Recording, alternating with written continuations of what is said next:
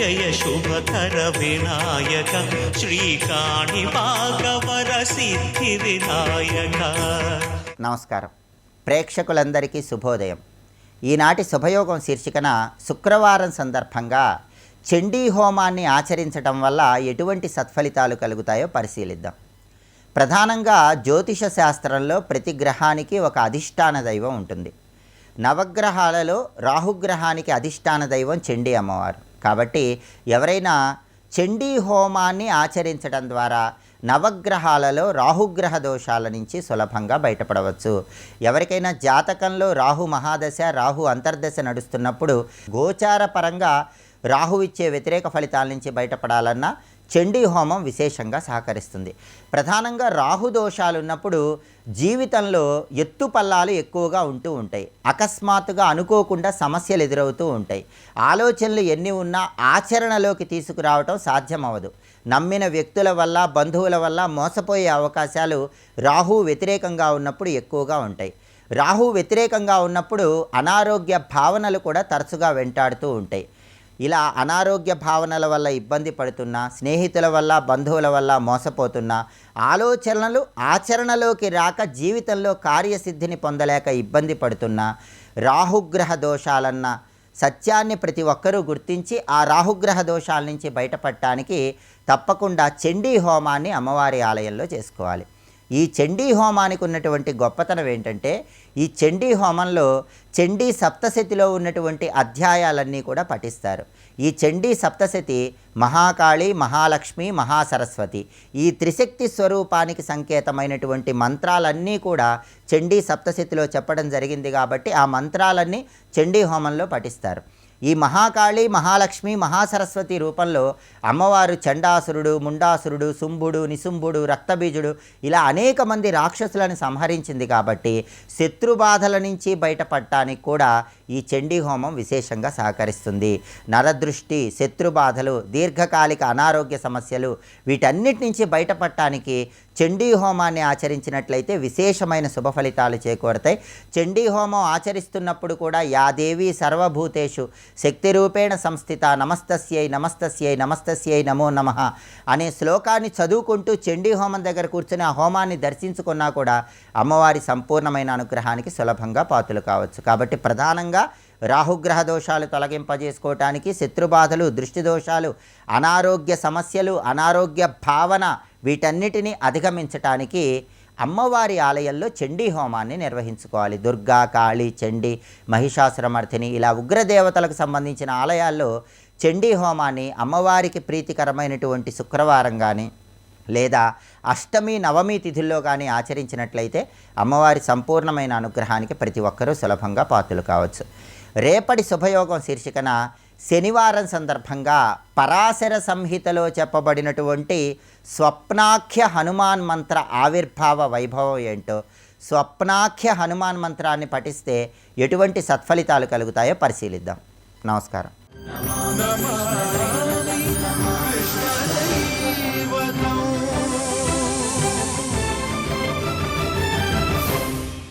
ప్రతి ఇల్లు కృష్ణనిలయమే. ఇది కాకుండా కృష్ణ మందిరాలు చాలా ఉన్నాయి. చక్కగా పూజలు అందుకుంటూ సేవలు అందుకుంటున్న కొన్ని మందిరాలు లెక్క తీస్తే కొన్ని 10 సంవత్సరాల క్రితం వచ్చినటువంటి గణనాల ప్రకారంగా చూస్తే 5,000 కృష్ణ మందిరాలు ఉన్నాయి. చక్కగా పూజలు అందుకుంటున్న మందిరాలు బృందావనంలో విశేషంగా. పైగా ఒక్కొక్క చోట ఒక్కొక్క లీల. ఒక చోట సాలగ్రామమూర్తిని పెట్టి ఒక గోస్వామి కొడుచుకుంటూ కృష్ణుని మూర్తి మీద ఆయనకు ప్రీతి తెచ్చుకున్నదేమో పెద్ద సాలగ్రామం. సాలగ్రామ పూజ కృష్ణ భక్తుడికి నియమం. ఎందుకంటే విష్ణు రూపం సాలగ్రామం కదా, అందుకే కృష్ణ భక్తులు సాలగ్రామ పూజ చేస్తారు. సాలగ్రామానికి అభిషేకం చేసిన తీర్థం పుచ్చుకుంటే సర్వపాప పరిహారం, సామాన్యం కాదు ఇక్కడ. అలాగ సాలగ్రామాన్ని పూజిస్తూ దానికే చందనంతో, గోపీచందనంతో కళ్ళు అవన్నీ దిద్దుతారండి. వాళ్ళకి సంతోషం. అంటే మూర్తి అభిమానం అంటారు దీన్ని. ఇక్కడ స్వామి యొక్క దివ్యమంగళ మూర్తిపై ప్రీతితో సాలగ్రామాన్ని కొడుచుకుంటుంటారు. ఇలాగా సాలగ్రామాన్ని పూజిస్తున్నాను కానీ కృష్ణమూర్తి ఇందులో భావించడమే, కనబడతాడా అనుకునేవాట గోస్వామి. ఒకరోజు పొద్దున్న సేవకు తెర తీసేటప్పటికల్లా సాలగ్రామం అంతా కృష్ణ విగ్రహంగా మారిపోయి కనబడింది. ఆ క్షేత్రం నేటికి ఉన్నదండి. రాధారమణ మందిరం అని చెప్పబడుతూ ఇలాంటివి చాలా చాలా చెప్పలేని ఉన్నాయి. ఇవన్నీ చెప్తే మరో బృందావన కథ తయారవుతుంది. బృందావన మాహాత్మ్యము మొదలైనటువంటి గ్రంథములు ఇంకా ఎంతోమంది రచించినవి ఉన్నాయి. ఇవి కాకుండా పద్మపురాణంలో మధురా మండలంపై, బృందావన క్షేత్రాలపై, రాధాదేవి తత్వంపై, రాసలీల వైభవంపై బోలుడన్న అధ్యాయాలతో ప్రత్యేక గ్రంథం ఉంది. ఇక బ్రహ్మవివర్త పురాణం కూడా మనం చెప్పుకున్నాం. ఇలా చూస్తుంటే రాధాకృష్ణ తత్వం అగాధము, సువిస్తారము కూడా అనంతముగా గోచరిస్తుంటుంది. మొత్తానికి విభిన్న తీర్థాలు ఈ దివ్యమైన గోవర్ధనగిరిలో ఉన్నాయి అని చెప్తూ అటువంటి గోవర్ధనగిరికి నమస్కారం చేసుకుని అటుపై కృష్ణ పరమాత్మ గోవర్ధనగిరిలో ఉన్న వీరందరినీ అనుగ్రహించాడు. అటు తర్వాత ఉన్నటువంటి వృత్తాంతంలో విశేషమైన అద్భుతమైన విషయాలు చెప్తూ ఉన్నారు. ఇక్కడ వివిధములైన యూథములను వివిధ విధాలుగా రక్షించాడు అని చెప్పుకున్నాం. సిద్ధులు మొదలైన వారందరికీ పైగా ఒక్కొక్కరిని ఒక్కొక్క విధంగా అనుగ్రహిస్తున్నాడు స్వామి ఇక్కడ. అలా చెప్తూ ఆ గోవర్ధన స్వరూపాన్ని చెప్పి ఆ తర్వాత ఖండంలోకి గోవర్ధన స్వరూపం చెప్పినదంతా కథలన్నీ గోవర్ధన ఖండము. ఆ గోవర్ధన తీర్థ మహిమలన్నీ అక్కడ చెప్పాడు. తర్వాత మాధుర్య ఖండంలోకి ప్రవేశిస్తున్నాం. ఈ మాధుర్య ఖండంలో స్వామి గురించి అద్భుతమైన ధ్యాన శ్లోకాలు ఉన్నాయి. ఒక్కసారి చదువుకుని వెళదాం. అతసీ కుసుమోపమేయ కాంతిర్యమునాకూల కదంబమూలవర్తి నవగోపవధూ విలాసశాలీ వనమాలీ వితనోతు మంగళాని నవగోపవధూ విశాలశాలీ వనమాలీ వితనోతు మంగళాని పరికరీకృత పీతపటం హరిం శిఖికిరీట నతీకృత కంధరం లకుటవేణుకరం చలకుండలం పటుతరం నటవేషధరం భజే అని కృష్ణ పరమాత్మకి నమస్కారం చేసుకుంటూ అటుపై స్వామి యొక్క దివ్యమైనటువంటి విశేషము లీలలు ఇక్కడ తెలియజేస్తున్నారు. రకరకాల గోపికలు ఉన్నారు కదా, శృతిరూప గోపికలు ఆ యూథం, వాళ్ళని ఎన్ని విధాలుగా అనుగ్రహిస్తున్నాడు. వాళ్ళని రాసములో అనుగ్రహించిన వాడు ఒకసారి వాళ్ళకి సంకేత స్థలంలో ఒక సమయం చెప్పాడు. ఆ సమయానికి ఆయన వచ్చి ఉండి కూడా చాలా ఆలస్యం చేశాడు. వాళ్ళు చాలాసేపు ఆయన కోసం ఎదురు చూస్తూ దుఃఖితులై ఉన్నారు. అంతేగాని ఇంకా రాలేదని వెళ్ళిపోరు. వాళ్ళు తిరిగి వెళ్ళరు. పరమాత్మ కోసం వచ్చిన వాళ్ళు ఈ మాట కూడా గుర్తుపెట్టుకోవాల్సింది. ఇక్కడ తిరిగి వెళ్ళారంటే తిరిగి వెళ్ళాల్సిన చోటు ఒకటి ఉందని వాళ్ళు స్పృహలో ఉందని అర్థం. వాళ్ళకి విషయమలే పట్టవు, గృహమలే పట్టవు, ఎక్కడికి వెళ్తారండి అని కృష్ణుడి కోసమే చూస్తుంటే కృష్ణుడు వచ్చాడు. వెంటనే గట్టిగా ఏమనలేదు. గట్టిగా అంటే వెళ్ళిపోతాడు మరు భయం. ఇంత ఆలస్యం చేసేమని స్వామి, ఏం చేయమంటావు? అక్కడి నుంచి ఆ యమున నుంచి నేను వస్తూ భాండీర్ వనానికి వెళ్ళాను. ఇప్పుడు మీరున్న చోటుకి అక్కడికి వెళ్ళాలంటే యమున దాటి వెళ్ళాలి. నేను ఆ భాండీర్ వనం నుంచి వద్దామని వెళ్తే మా గురువుగారు అక్కడికి వచ్చారు. గురువుగారు రాగానే గురుసేవ చేసుకుంటూ నేను ఉండిపోయాను. ఎందుకంటే గురుసేవ అన్నిటికంటే ముఖ్యం సుమా, బాగా గుర్తుపెట్టుకోండి. స్వగురుం, అటువంటి గురువుని ఏనాడు విడిచిపెట్టరాదు అని గురువుని పూజించాను. నా మర్త్యబుద్ధ్యా సేవేత సర్వదేవమయో గురువు, గురువుని ఎప్పుడు కూడా మానవుడు అనుకోరాదు, సర్వదేవమయుడును భావించాలి అని జగద్గురువు చెప్తున్నాడు. ఓహో, మాకు నిన్ను మించిన గురువు లేడు, అలాంటి నువ్వు గురువు అని చెప్తున్నావు, ఒక పరమ గురువు అవుతాడేమో. ఆయన తప్పకుండా చూడాలి. ఇంతకు ఎవరు ఆ గురువు అంటే దూర్వాస మహర్షి అక్కడికి వచ్చాడు. అదేంటో దూర్వాసుడికి కృష్ణుడికి చాలా అనుబంధం ఉందండి. భారతంలో కూడా దూర్వాసుడి పాత్ర చాలా ముఖ్యం. శాంతి అనుశాసన కాలంలో కృష్ణుడి స్వయంగా దూర్వాసుడి గురించి చెప్తాడు. ఇక్కడ దూర్వాసుడు నా గురువు, ఆయన అక్కడ ఉన్నాడు, ఆయన సేవించి వచ్చాను అంటే మేము కూడా వెళ్ళి ఆయన్ని చూడవచ్చా అన్నారు. అయితే వాళ్ళు ఎక్కువసేపు ఎక్కడ ఉండరు, మళ్ళీ వెళ్ళిపోతారేమో అన్నారు. అయితే ఇప్పుడే బయలుదేరుతా ఉన్నారు. ఇక్కడ అంటే రేపు పొద్దున్న వెళ్ళొచ్చు అంటే ఋషులు ఒక చోట స్థిరంగా ఉండరు, అనికేత వాళ్ళు అక్కడ. అది ఇప్పుడే వెళ్ళి చూస్తామన్నారు. ఇప్పుడు వెళ్ళి చూస్తారంటే యమున మహా తీవ్రంగా ప్రవహిస్తుంది, ఈ దాటి వెళ్ళాలి కదా, కష్టం కదా. మరి ఎలాగూ అంటే మరి వెళ్ళాలనుంది స్వామి, నువ్వే ఏదో మార్గం చూపించాలి అంటే పరిపూర్ణతముడు కూడా గురువు గనక దూర్వాసుడు ఆయన చూడాలనుకుంటున్నాం. ఈ యమున వేగం నుంచి మేము తట్టుకుని ఎలా వెళ్ళగలమో ఏదైనా నువ్వే ఉపాయం చెప్పంటే ఒక పని చేయండి, యమున దగ్గరికి వెళ్ళి స్తోత్రం చేయండి, నేను మంత్రం చెప్తాను, మంత్రం చెప్పండి. పైగా ఆయన దగ్గరికి మీరు ఉట్టి చేతులతో వెళ్ళరాదు సుమా, మీరు అన్నీ తీసుకువెళ్ళండి ఇక్కడ నుంచి అన్నారు. అందుకే రకరకాల వంటలు, ఎన్ని రకాల వంటలు అంటే షట్పంచాశత్తమాన్ భోగాన్, 56 రకాల భోగములు, చెప్పన్న భోగ అంటారు, 56 రకాల భోగములు తయారు చేసేటవాళ్ళు. అవన్నీ పెట్టుకుని బయలుదేరారు. యమునా నది మంచి పోటు మీద ఉంది. అప్పుడు కృష్ణుడు చెప్పిన మంత్రం చెప్తున్నారు. యది కృష్ణో బాలయతి సర్వదోష వివర్జిత తర్హినో దేహి మార్గం వై కాళింది సరితాం వరే. యమునాదేవి, కృష్ణుడు సర్వదోష వివర్జిత, ఏ దోషము లేనివాడై బాల సన్యాసి అయినట్లయితే యమునా మాకు తోవ ఇవ్వు. బాల సన్యాసి సన్యాసి అంటే సంసారం లేనివాడు. కానీ ఏ సంసారం లేనివాడు, ఏ దోషము లేనివాడు కృష్ణుడైనట్లయితే యమునమ్మ మాకు తోవ ఇవ్వు అనగానే యముని వెంటనే తోవ ఇచ్చేసిందిట. వీళ్ళు ఆశ్చర్యపోతున్నారు, డౌట్లు తీర్చుకోవడానికి టైం లేదు. ఎందుకంటే కృష్ణుడు ఎలా సన్యాసి అవుతాడా అనేది వీడికి పెద్ద సందేహం. ఎందుకంటే గోపకాంతులతో విహరిస్తూ రాధాదేవితో కలిసి విహరిస్తున్నవాడు సన్యాసి ఎలా అవుతాడండి? కానీ ఇంకా అక్కడ తర్కించడానికి లేదు. యమున ఒకవేళ తోవ ఇచ్చిందంటే వాక్యం సత్యమవుతుంది. కానీ ఇప్పుడు వాక్యం సత్యమైపోయింది. తిన్నగా అక్కడికి వెళ్ళారు. వెళ్ళగానే దూర్వాసుడు కనబడ్డాడు. వానికి నమస్కారం చేశారు. మా గురువుగారు కనుక నమస్కారం అండి మీకు అన్నారు. ఇక్కడ చాలా సంతోషం. ఏమిటి అన్నాడు. మీ ఆశీర్వచనాలు తీసుకోవడానికి వచ్చాము, మరొకట్లేదు అని వాళ్ళు తెచ్చినవన్నీ ఆయనకి ఇచ్చారట. మొత్తం 56. ఎవ్వరిని నిరాశపరచకూడదు ఆయన. అయితే మీరే నా నోట్లో పెట్టండి అన్నాడు. ఏదో తల ఒకటి తీసుకుంటాడు అనుకున్నారు, అన్నీ తిన్నాడండి ఆయన. మొత్తం ఇచ్చినవన్నీ తినేసాడు దూర్వాసులు గారు. మొత్తం తినేసిన తర్వాత ఇంకా బయలుదేరండి అన్నాడు. బాబు మేము వచ్చేటప్పుడు ఒక మంత్రం చదివాం, తగ్గింది. ఇప్పుడు మళ్ళీ ఏమును బాగా ప్రవహిస్తుంది. వెళ్ళేటప్పుడు అదే మంత్రం వాడాలా, వేరే మంత్రం ఇస్తారా అని అడిగారు. అక్కడ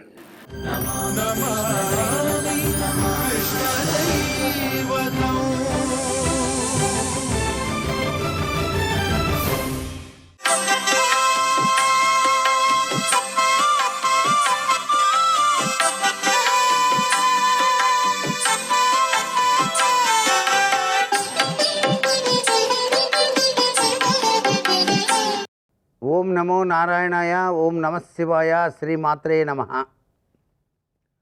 ఈరోజు శుక్రవారం.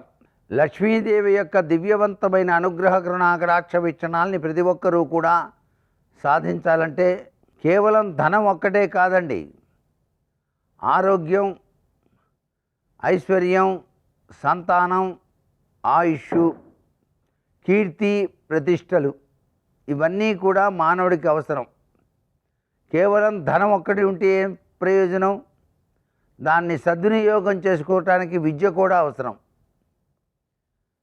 వినయంతో కూడిన విద్య, సంస్కారంతో కూడిన విద్య చాలా అవసరం. సంస్కారంతో కూడిన విద్యను ప్రసాదించే సరస్వతి మహామంత్రాన్ని కూడా శుక్రవారం నాడు ఎవరైతే ధ్యానం చేస్తూ లక్ష్మీదేవి యొక్క అనుగ్రహ కరుణాకటాక్ష వీక్షణాల కోసం శుద్ధలక్ష్మీ, మోక్షలక్ష్మీ, జయలక్ష్మీ, సరస్వతి, శ్రీలక్ష్మీ, వరలక్ష్మీ ప్రసన్న మమ సర్వదా అని చెప్పేసి లక్ష్మీదేవిని ప్రార్థన చేయాలి. లక్ష్మీదేవి యొక్క అనుగ్రహం మనం సాధించడానికి మన భారతీయ సనాతన సంస్కృతి సంప్రదాయంలో చెప్పిన సూత్రాలు పాటించాలి. జుట్టు విరబోసుకోకుండా ఉండాలి.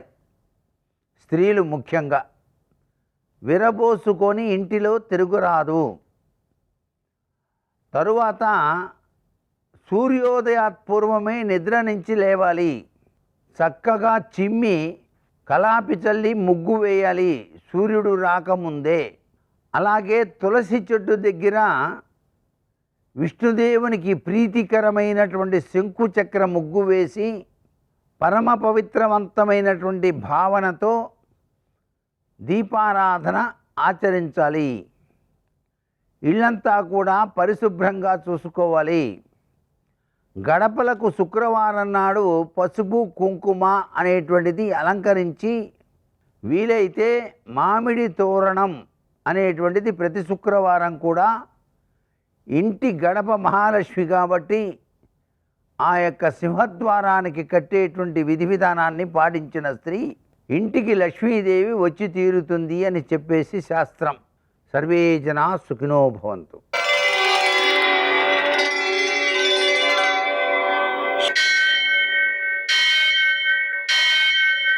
సహస్రశీరుషం దేవం విశ్వాక్షం విశ్వశంభువం విశ్వం నారాయణం దేవమక్షరం పరమం పదం విశ్వతః పరమాం నిత్యం విశ్వం నారాయణగుం హరిం విశ్వమేవేదం పురుషస్తద్విశ్వముపజీవతి పతిం విశ్వస్యాత్మేశ్వరం శాశ్వతం శివమచ్యుతం నారాయణం మహాజ్ఞేయం విశ్వాత్మానం పరాయణం. సూర్యశౌర్యమథేందురింద్ర పదవీ సన్మంగళం మంగళం. లక్ష్మీం క్షీరసముద్రరాజతనయాం శ్రీరంగధామేశ్వరీం దాసీభూతసమస్తదేవవనితాం లోకైకదీపాంకురాం శ్రీమన్మందకటాక్షలబ్ధవిభవ బ్రహ్మేంద్రగంగాధరాం త్వాం త్రైలోక్యకుటుంబినీం సరసిజాం వందే ముకుందప్రియాం. నేటి కాలమాన విశేషాలను గమనిద్దాం. స్వస్తి శ్రీ చాంద్రమాన పరాభవనామ సంవత్సరం ఉత్తరాయణం గ్రీష్మ ఋతువు అధిక జ్యేష్ఠమాసం శుక్లపక్షం శుక్రవారం. సూర్యోదయం 5:45 సూర్యాస్తమయం 6:42.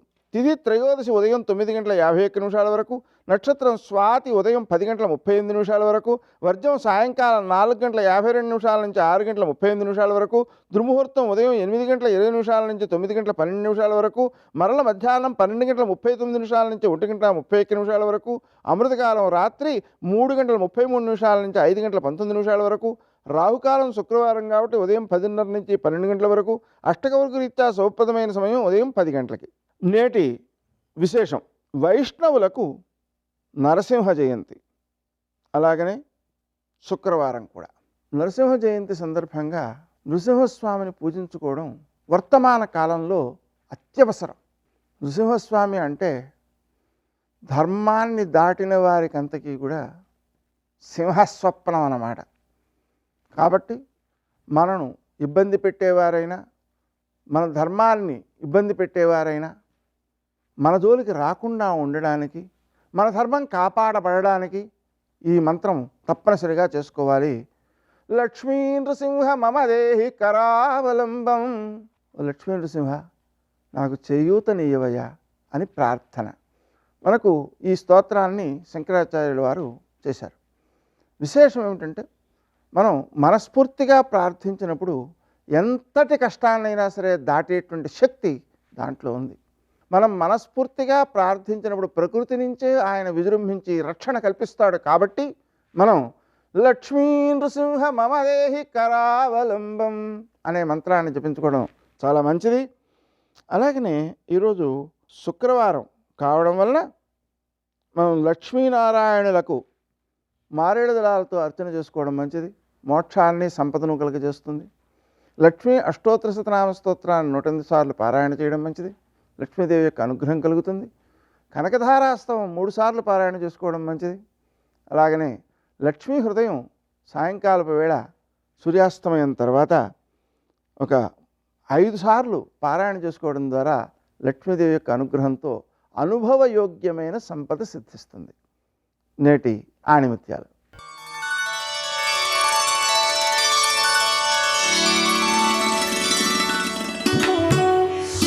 నీ బుద్ధిని అనుసరించి నీ జీవితం ఉంటుంది. రామదూత హనుమాన్, శ్రీరామదూత హనుమాన్, శ్రీరామదూత హనుమాన్, శ్రీరామదూత హనుమాన్. సన్నటి వాన కురుస్తుంటే దాని కింద నుంచి పక్షుల బారు ఎగిరితే ఎంత అందంగా ఉంటుందో, బంగారానికి వైఢూర్యాలు పొదిగి దానికి అలంకారం చేసిన జాలు అలా ఉందిట. ఒక కిటికీ పరద అలా ఉంటుంది రావణాసురుడి మందిరంలో. అది చూడ్డానికి హనుమకి చాలా బలం కావలసి వచ్చింది అన్నారు మహర్షి. సవీశ్వజాలం బలవాన్ దదర్శ. బలం ఎందుకంటే చూడ్డానికి అంటే అలా కళ్ళప్పగించి చూస్తూ ఉండిపోకుండా ఇది కాదు నాకు కావలసింది సీతమ్మ అని కళ్ళు తిప్పుకోవడానికి బలం కావాల్సి వచ్చింది. అది లంక సౌందర్యం. ఇక అసలు ఆ లంకా సౌందర్యం ఎలా ఉంటుందో మీరు ఊహించండి. అది తపస్సమాధాన పరాక్రమార్జితం మనస్సమాధాన విచారచారిణం అనేక సంస్థాన విశేష దర్శనం తతస్తతుల్య విశేష దర్శనం. దాన్ని అపారమైనటువంటి తపస్సు చేసి కుబేరుడు సంపాదించాడు. ఆ కుబేరుణ్ణి ఓడించి పరాక్రమంతో రావణుడు తెచ్చాడు. దాని గొప్పతనం ఏమిటంటే అందులో కూర్చుని మనస్సుతో సంకల్పం చేస్తే చాలు ఎక్కడికి వెళ్ళమంటే అక్కడికి వెళ్ళిపోతుంది. అందులో ఉన్నటువంటి విశేషాలు చెప్పడం ఎవరికీ సాధ్యం కాదు. అన్ని విశేషాలతో ఉంది. అసలు రావణాసురుడు నిద్రపోయి కిందకి దిగిన తరువాత తిరిగేటటువంటి తివాచీ ఒకటి ఉంది. తివాచి ఒకటి ఎంత గొప్పగా ఉందన్నారంటే మహర్షి, మహీకృత పర్వతరాజిపూర్ణా శైలాకృతా వృక్షవితానపూర్ణా వృక్షాకృతా పుష్పవితానపూర్ణా పుష్పంకృతం కేసరపత్రపూర్ణం. ఈ భూమినంతటినీ కూడా తివాచి మీద చిత్రించారట. ఆ భూమిలో ఉన్నటువంటి పర్వతాలన్నింటినీ చిత్రించారట. పర్వతాల మీద చెట్లన్నీ చిత్రించారట. చెట్లకున్న పువ్వులన్నీ చిత్రించారట. పువ్వులకున్న కేసరాలన్నీ చిత్రించారట ఒక్క తివాచి మీద. ఎంత అద్భుతం నిజంగా. అలా అంత అద్భుతంగా ఉందిట ఆ లంకాపట్టణం, ఆ పుష్పక విమానం. నియుజ్యమానాస్తు గజాస్సు హస్తా సకేశరాశ్చోత్పలపత్రహస్తా బభూవ దేవీ చ కృతాసు హస్తా లక్ష్మీస్తథా పద్మిని పద్మహస్తా. అక్కడ లక్ష్మీదేవి యొక్క బంగారు ప్రతిమ ఉంది. రెండు పక్కల ఏనుగులు కనక కుంభములను పట్టుకొని పద్మకింజిల్కములతో అభిషేకం చేస్తున్నాయి. అంత అద్భుతమైన లక్ష్మీదేవికి ప్రతిరోజు నమస్కారం చేస్తాడు. ఇది సౌందర్యం. అక్కడ వరకు బాగుంది. లక్ష్మీర్దివ్యైర్గజేంద్రైర్మణిగణకచితై స్థాపితా హేమకుంభై నిత్యం సా పద్మహస్తా మమ వసతు గృహే సర్వమాంగళ్యయుక్తాం. కానీ ఆ లక్ష్మీదేవి ఎక్కడుంటుంది? నా పక్కింటి వాడి భార్య, నా ఎదురింటి వాడి భార్య కూడా లక్ష్మీదేవే. గృహలక్ష్మి గృహే గృహే. అక్కడికి వెళ్ళి నమస్కారం పెడతాడు. తెల్లవారగానే అశోకవనానికి వెళ్ళి సీతమ్మని చూడకూడని చూపు చూస్తాడు. ఇక్కడ నమస్కారం పెట్టడం ఎందుకు, అక్కడికి వెళ్ళి మాట్లాడడం ఎందుకు? చెప్పని సౌందర్యం. అలా బతక్కుస్మాను. ఇది మహర్షి యొక్క తీర్పు. కానీ ఎక్కడైనా పైకి చెప్తారా? చెప్పరు. దాటి లోపలికి వెళ్ళారు. రావణాసురుడు నిద్రపోతున్నటువంటి గది కనపడింది. అక్కడికి వెడితే మహర్షి ఒక దీపాన్ని వర్ణించారు. అసలు అది వాల్మీకి మహర్షికి తప్ప అన్యులకు సాధ్యం కాదు. ఏమి సౌందర్యం అండి. గోడకి కాగడా పెట్టారు ఇలాగా. ఆ కాగడా వెలుగుతోంది. అది ఇలా కదలదట. ఎందుకు కదలదంటే ఇలా కదిలిందనుకోండి, నిద్రపోతున్న రావణాసురుడి కళ్ళ మీద జ్యోతి ఇలా కదిలిందనుకోండి, వాడి కోపం వచ్చి ఇలా చూస్తే కాలుతున్నది కాలిపోతుంది. అందుకని కదలదు, అలాగే కాలుతోందట. మహర్షి అన్నారు, ప్రజ్ఞాయితమివాపశ్యన్ ప్రదీప్తాం తత్ర కాంచనాన్ ధూర్తామిహ మహాధూర్తై దేవనేన పరాజితాన్ అన్నారు. ప్రజ్ఞాయితమివాపశ్యన్ ప్రదీప్తాం తత్ర కాంచనాన్ ధూర్తామిహ మహాధూర్తై దేవనేన పరాజితాన్ దీపానంచ ప్రకాశేన తేజసా రావణస్య చ అర్చిర్విర్భూషణానాంచ ప్రదీప్తేత్యభ్యమన్యతః అన్నారు. 3 రకాలు మంటలు కలిసి ఒక మంటగా మండిపోతే ఎలా ఉంటుందో అలా ఉంది ఆ మందిరం ఆయన పడుకున్నది. ఎందుకని అంటే, ఒకటి అక్కడ అనేకమైనటువంటి బంగారు వికారములు ఉన్నాయి. ఎన్నో స్తంభాలు బంగారంతో చేయబడ్డాయి. అందులోంచి వస్తున్నటువంటి కాంతి రావణాసురుడి యొక్క రోమ కూపములలోంచి ఆయన తపశ్శక్తి వలన వస్తున్నటువంటి కాంతి పైకి కొడుతోంది. ఆ కాంతి అవతల మిగిలిన వాళ్ళు కింద పడుకున్న వాళ్ళలోంచి వస్తున్నటువంటి తేజస్సు, వాళ్ళేం సామాన్యులు కారు, వాళ్ళలోంచి వస్తున్న కాంతి, ఈ కాగడాల కాంతి, ఇన్నీ కలిపి ఒక పెద్ద అగ్నిహోత్రం పుట్టి భవనం కాలిపోతోందా అన్నట్టుగా ఉందిట. అన్ని వింత కాంతులు వస్తున్నాయిట ఆ భవనంలో. సర్వం శ్రీ ఉమామహేశ్వర పరబ్రహ్మార్పణమస్తు. స్వస్తి.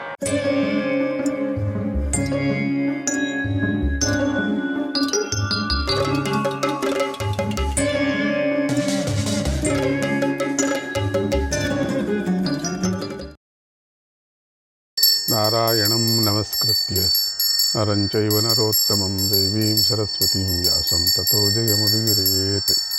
శ్రీ మహాగణపతయే నమః. శ్రీకృష్ణాయ పరమాత్మనే నమః. శ్రీ వేదవ్యాసాయ నమః. 28వ అధ్యాయం. అర్జునుడు జైత్రయాత్రలో శ్వేతపర్వతం పైన విశ్రాంతి తీసుకున్నాడు. అక్కడి నుండి కింపురుష నివాసాన్ని చేరాడు. ఆ దేశము ధర్మపుత్రుడి రక్షణలో ఉంది. అక్కడ జరిగిన సంకుల సమరంలో అర్జునుడు జయించాడు. అతన్ని కప్పం కట్టడానికి ఒప్పించాడు. మళ్ళీ అతన్నే రాజుగా చేసి ముందుకు కదిలాడు. కిన్నెర దేశాన్ని జయించి గుహ్యకుల చేత రక్షించబడే హాటక దేశంపై దండెత్తాడు. అక్కడ సామోపాయంతో గుహ్యకులను వశం చేసుకొని కప్పం కట్టమని ఒప్పించాడు. తర్వాత మానస సరోవరాన్ని దర్శించాడు. ఋషుల పేర్లతో ప్రసిద్ధికెక్కిన ప్రవాహాలను దర్శించాడు. ఆ తీర్థాలను సేవించాడు. హాటక దేశ సమీపంలో ఉన్న గంధర్వులందరినీ జయించాడు. వారి రాజ్యపాలలో వారినే రాజులుగా చేశాడు. అందరూ సామాన్యంగా అర్జునుడు జయించినటువంటి దేశాల్లో అంతా కూడా వాళ్ళకే రాజులుగా చేశాడు. కానీ కప్పం కట్టమన్నాడు. వారి నుండి తత్తిరి, కల్మష, మండూకాలనే పేర్లు గల గుర్రాలను కప్పంగా గ్రహించాడు. తర్వాత హేమకూట పర్వతంపై విడిది చేశాడు. అక్కడి నుండి హరివర్షాన్ని చేరి అక్కడ గల అందమైన నగరాలు, వనాలు, నదులను చూశాడు. హరివర్షంలో పురుషులు దేవతల్లాగా మెరిసిపోతున్నారు. స్త్రీలు అప్సరసల్లాగా వెలిగిపోతున్నారు. వారిని చూడటంతోనే అర్జునుడికి బడలికంతా తొలగిపోయింది, ఆనందం కలిగింది. అలా అర్జునుడు అన్ని విశేషాలను దర్శిస్తూ అక్కడి దేశాలను వశం చేసుకొని విలువైనటువంటి రత్నాలను పొందాడు. అక్కడి నుండి నిషధ పర్వతం పైకి వెళ్ళి అక్కడి వారిని కూడా జయించాడు. తర్వాత ఆ పర్వతాన్ని దాటి వృతవర్షానికి చేరాడు. అది జంబూద్వీపం మధ్యలో ఉన్నటువంటి భూభాగం. అక్కడి పురుషులు కూడా దేవతల్లాగా ఉన్నారు, గొప్ప సౌభాగ్యంతో ఉన్నారు. ఇదివరకు ఎప్పుడూ కూడా అర్జునుడు అలాంటి వారిని చూడలేదు, ఇప్పుడు చూశాడు. ఇప్పటికీ కూడా మనం చాలా విచిత్రమైన జనాన్ని అక్కడక్కడ చూస్తూ ఉంటాం. అడవుల్లో ఇంకా కొన్ని అడవులు వాళ్ళు పట్టణాలకు కూడా రాలేదు చాలామంది. ఎన్నో చోట్ల, ఇక్కడే కాదు, భారతదేశమే కాదు, దేశంలో మొత్తం. ఇప్పుడు ఆస్ట్రేలియా అనుకోండి, అమెరికా అనుకోండి, అమెజాన్ అడవులు అనుకోండి, అక్కడ ఉండేటువంటి జనం ఇప్పటికీ కూడా వాళ్ళు కరెంటు తెలీదు, కరెంట్ అంటే తెలీదు, అసలు ఈ పట్టణాలే చూడలేదు. ఇప్పుడు ఏది మనం ఎలక్ట్రానిక్ యుగంలో ఉన్నామో అది వాళ్ళకి తెలియదు చాలామందికి. అట్లే ఉన్నారు వాళ్ళు, అంతటితోనే సుఖంగా ఉన్నారు. ఏ విధమైనటువంటి భయం లేకోకుండా బతుకుతున్నారు. భూకంపం వస్తే అనుభవిస్తారు, అగ్ని వస్తే అనుభవిస్తారు, వానలు వస్తే అనుభవిస్తారు. వాళ్ళది మాత్రం అంతే, మనది అట్లా కాదే. చాలా అన్ని విధాలుగా పురోభివృద్ధి చెందినటువంటి మన మనుషులు ఇప్పుడు దేశం వాళ్ళు ఎక్కడ ఏం జరిగినా కూడా క్షణాల్లో మనకు తెలుస్తుంది. అక్కడ గురించి మనకు బాధపడుతూ ఉంటాం, ఎంతో బాధపడతాం. అసలు ఎందుకు అది బాధపడటం తెలీదు. ప్రతి ఒక్కటి మనం కొన్ని సెకండ్స్లో మనకు తెలిసిపోతుంది. ఎవరో ఎక్కడో ఏంటో పడ్డారంటే అది మనకి టీవీలో చూపిస్తారు. ఏదో దేశంలో ఎక్కడో దేశం అది, ఆ దేశంలో ఒకడు మాడి నుంచి పడ్డాడంటే అక్కడ మాడి నుంచి పడ్డాడు అని ఒకటి న్యూస్ మనకు. భూప్రళయాలు దండికి వస్తుంటాయి, అగ్ని ప్రళయాలు వస్తుంటాయి. భూప్రళయాలు అంటే అగ్నిపర్వతాలు బద్దలు కావటం, భూకంపాలు రావటం. అగ్ని ప్రళయాలు అంటే పర్వతాలన్నీ కూడా బద్దలు కావటం. ఇవన్నీ మనకు తెలుస్తూ ఉండగానే మనకు అనిపిస్తుంది, తక్షణమే మనం రియాక్షన్ అవుతున్నాం. అంటే అంత మనం చాలా పురోభివృద్ధి చెందినటువంటి దేశాలు మనవి. సమాధానాలే లేవు మనకు. అంతెందుకండి, టీవీలు లేనప్పుడు మనం ఎట్లా ఉంటుంది, టీవీలు వచ్చిన తర్వాత ఎట్లా అయ్యావు, ఇంటర్నెట్ చాలా స్పీడ్గా వచ్చిన తర్వాత ఎట్లా అయ్యావు, ఇంటర్నెట్ తగ్గగా ఉన్నప్పుడు, స్లోగా ఉన్నప్పుడు ఎట్లా ఉన్నాం, మనమే లెక్క పెట్టుకోండి. ఎక్కువ దుఃఖాన్ని పెంచుకుంటున్నాం అనిపిస్తుంది మనకు. అనవసరమైనటువంటి యోచనలు మనం చేస్తున్నాం, అనవసరమైనటువంటి అందరిదే మనం కలిగించుకుంటున్నాం. అది ఈ అర్జునుడి యొక్క కథలో మనకు తెలుస్తుంది. అక్కడి యొక్క భావనలు ఎంతో శుభ్రంగా ఉన్నాయని చెప్తూ ఎంతోమందిని కలిశాడు, ఎన్నో పద్ధతుల్ని చూశాడు.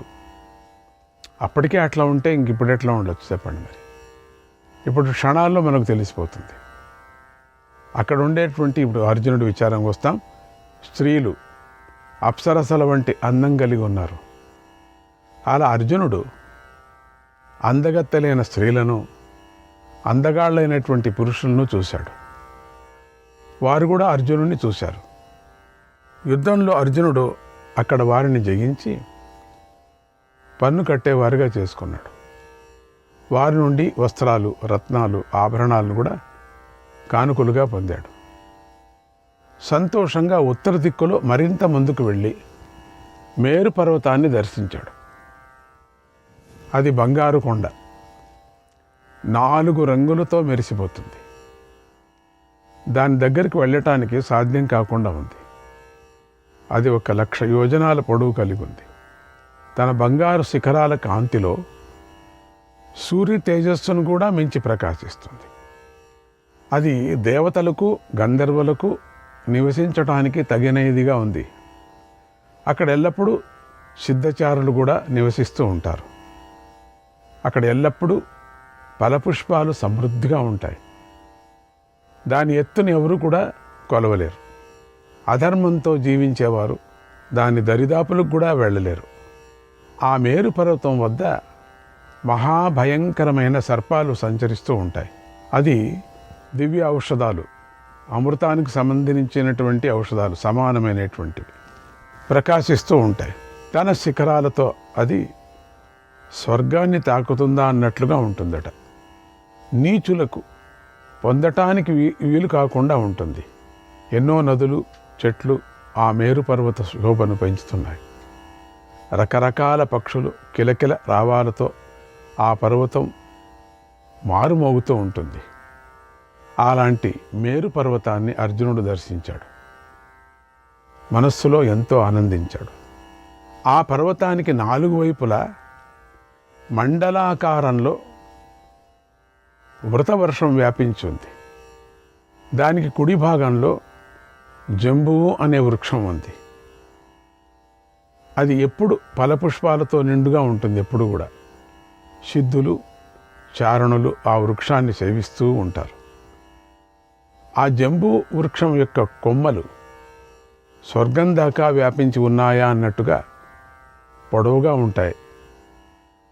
ఆ చెట్టు కొమ్మలను బట్టి ఈ ద్వీపానికి జంబూ ద్వీపం అనే పేరు వచ్చిందట. అర్జునుడు ఆ వృక్షాన్ని చూశాడు. భూమిపై ఆ చెట్టు మరియు మేరు పర్వతము సాటి లేనివై ఉన్నాయి. అద్భుతమైనటువంటి దృశ్యం అది. జంబూ ఫలసార భక్షితం అని స్వామికి మనం ప్రార్థన చేసేటప్పుడు అంటాం. జంబూ ద్వీపే భరతవర్షే భరతఖండే అని మనం సంకల్పం చేసుకుంటాం. జంబూ ద్వీప. అక్కడ అర్జునుడు ఎంతో ఆనందిస్తూ సిద్ధులు, చారణుల నుండి రత్నాలు, వస్త్రాలు, అలంకారాలు ఇంకా ఇతర వస్తువులను కూడా పొందాడు. వారికి తన అన్నగారు యజ్ఞం చేస్తున్నాడని చెప్పి ఇంకా ఎన్నో రత్నారాసులను కూడా పొంది బయలుదేరటానికి సిద్ధమై మేరు పర్వతం వద్దకు వచ్చాడు. మేరుం ప్రదక్షిణం కృత్వా పర్వత ప్రవరం ప్రభు. పర్వతాలలో ఉత్తమమైన మేరు పర్వతానికి ప్రదక్షిణం చేశాడు. మనము గిరి ప్రదక్షిణం చేస్తూ ఉంటాం. చాలా వరకు అరుణాచల గిరి ప్రదక్షిణం చేస్తూ ఉంటాం. అట్లనే కొన్ని ప్రసిద్ధులైనటువంటి గిరి ప్రదక్షిణం నడుచుకొనే చేస్తూ ఉంటాం. ఇప్పటికి కూడా చాలామంది గిరి ప్రదక్షిణం చాలా ముఖ్యమని చేస్తూ ఉంటారు. వ్రతంగా ఉండినటువంటి వాళ్ళు. తర్వాత అర్జునుడు జంబూ నదికి వెళ్ళి అక్కడ నది శోభను తిలకించాడు. అంటే ఆ సమయంలో అవన్నీ కూడా ఏ పొల్యూషన్స్ లేకుండా ఉండేవి, శుద్ధమైన జలాలు. అక్కడ జంబూ వృక్షాలు తీయని ఫలాలను కూడా ఇస్తూ ఉన్నాయి. ఆ వృక్షాల కొమ్మలపై బంగారు రంగు గల పక్షులు విహరిస్తూ ఉన్నాయి. అక్కడ ఎప్పుడు బంగారు రంగులతో ఉంటాయి. అవి ఇప్పుడు నశించిపోయాయి. ఇప్పుడు ఏదో ఒక్క సంతతి మాత్రం బంగారు రంగు ఉండేటువంటి సంతతి ఉంది. అది కూడా చాలా కష్టం. అది బతకటం కష్టం. దాన్ని గోల్డ్ ప్యారెట్ అంటారు. మన ఆశ్రమంలో ఉన్నది, మీ స్వామీజీ దగ్గర ఉన్నాయి. చాలా అపురూపం అది. అవి ఇంక పోయాయంటే ఇంక అంతే, అంతటితో క్లోజ్. అవి చాలా కష్టం, దొరకేదే కష్టం. అవి ఏదో దత్తుడు కృప నుంచి దొరికాయి. చాలా ముద్దుగా ఉంటాయి. బంగారే, పూర్తిగా బంగారే. బంగారు రంగు పక్షులు, బంగారు రంగు నీళ్లతో ప్రకాశిస్తుంది. ఆ నీళ్లు కూడా బంగారు రంగుతో ఉంటుంది. ప్రక్కడ ఇసుక తిన్నెలు అంతే, బురద అంతే, అన్నీ బంగారు రంగుతో ప్రకాశిస్తున్నాయి. ఆ నదిలో అక్కడక్కడ బంగారు పుష్పాలు ఉన్నాయి, బంగారు పద్మాలు ఉన్నాయి. ఒక్కొక్క చోట బంగారు కలువలు వికసించి ఉన్నాయి. ఆ నదీ తీరం కూడా బంగారు రంగు గల చెట్లతో వ్యాపించింది. అక్కడి రేవులు బంగారు మెట్లతో నిండున్నాయి. నిర్మలమైనటువంటి మడులు దాని శోభను పెంచాయి. ఆ ప్రదేశమంతా నృత్యాలతో, గీతాలతో, నాదాలతో మారుమ్రోగుతోంది.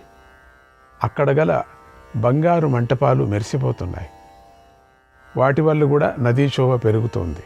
ఇంతవరకు అంతటి సౌందర్యాన్ని చూడని అర్జునుడు ఆ ప్రాంతాన్ని చూసి ఎంతో ఆనందించాడు.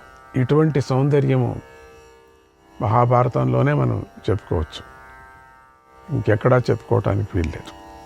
ఎందుకంటే దేవగంధర్వలోకాల్లో ఉండేటువంటి సౌందర్యము భూలోకంలో ఉన్నది అంటే అసలు ఆ పర్వతాల మధ్యలో మనం కష్టం వెళ్ళలేంలేండి. మనము దాన్ని వివరణనే చాలా అద్భుతంగా వ్యాస భగవానుడు చేశారు. అవన్నీ చూసి అర్జునుడు ఎంతగానో మెచ్చుకున్నాడు. ఆ నదీ తీరంలో దేవతల వంటి పురుషులు, అప్సరసల వంటి స్త్రీలు కలిసి హాయిగా విహరించటాన్ని అర్జునుడు చూశాడు. వారికి జంబూ నది జలాలే ఆహారమై ఉన్నాయి. వారి నుండి విలువైనటువంటి రత్నాలను కానుకలుగా పొందాడు. మరి విలువైనటువంటి వస్త్రాలు, విలువైనట్టు వేరువేరే రాళ్లకు కూడా రత్నాలు అని చెప్పటం. ఆ రత్నాలు ఉంటే అప్పటికి పెద్ద ఒక ఆ సమయంలో ఇప్పుడు బంగారులాగా మనకు అట్లా ఇప్పుడు బంగారు ఎంత ఉంటుందో అంత డబ్బు ప్రింట్ చేస్తారు. అది ప్రపంచం యొక్క, ఆ దేశం యొక్క ఒక విలువ అనుకుంటారు. రాజులకంతా అదే కదా, రత్నమాణిక్యాలే కదా, అవే కదా అప్పుడు యొక్క క్యాష్ అంటే అదే, రత్నాలే ఎక్కువ క్యాష్. అదిగాక దాంతోనే చాలామంది తృప్తి పడేవాళ్ళు, దాంతోనే వాళ్ళు వాళ్ళ యొక్క సౌందర్యాన్ని, వాళ్ళ యొక్క ఐశ్వర్యాన్ని చూపించేటువంటిది.